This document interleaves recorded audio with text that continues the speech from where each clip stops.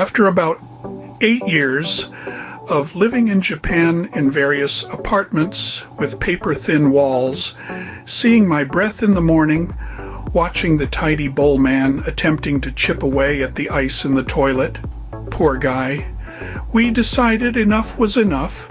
We really should consider building a house in Japan. We didn't want just any house.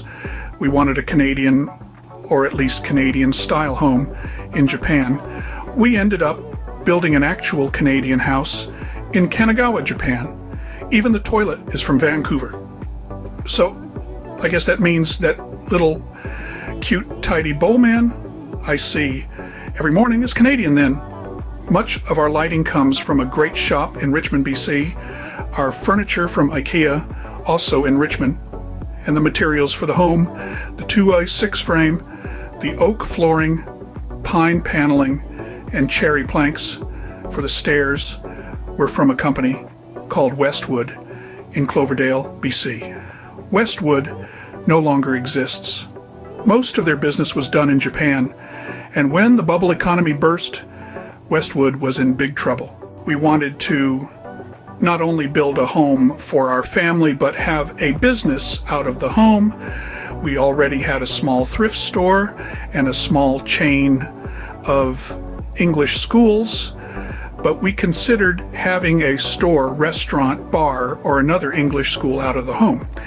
At that time, land was so expensive in Japan that it made a lot of sense to have a business out of your place of residence. You can also deduct a considerable portion of the house, electricity, etc., from taxes as well. Japan is pretty good overall to small business people that way about making deductions from taxes.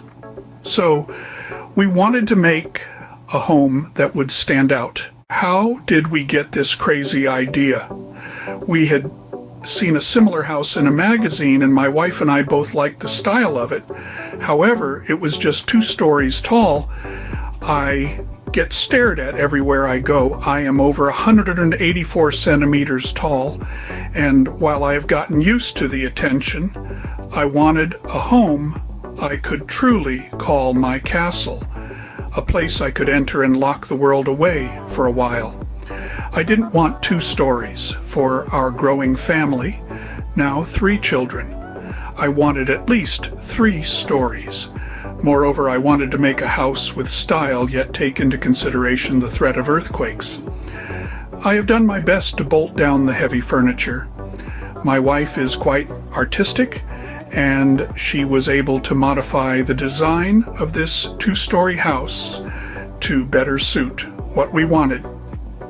2 stories, plus a half basement and a half loft. Thousands of people have now enjoyed staying at Kevin's guest house. We are very happy to have been able to welcome so many great people and to have met people from all over the world. Please come and stay. We are listed on Airbnb.